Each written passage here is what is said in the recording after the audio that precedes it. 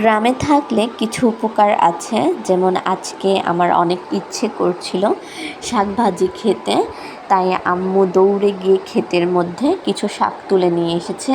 এখানে কলমি শাক রয়েছে, আর এই কলমি শাকগুলো কিন্তু ঢাকায় কিনতে গেলে টাকা খরচ হতো, আর আমি ফ্রেশ সবজিটাও পেতাম না, কতদিনের পুরনো সবজিটা আমাকে ধরাই দিত।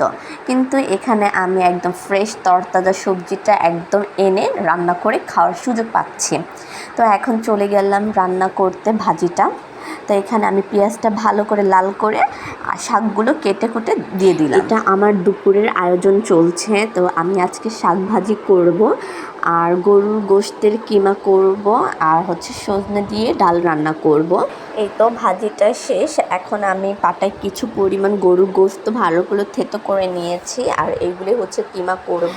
আর রান্না করতে করতে পাশের বাসা ভাবি এসে কিছু খিচুড়ি দিয়ে গেল, আর এই খিচুড়িটা খেতে খুবই মজাদার ছিল। নাম হচ্ছে আচারি খিচুড়ি।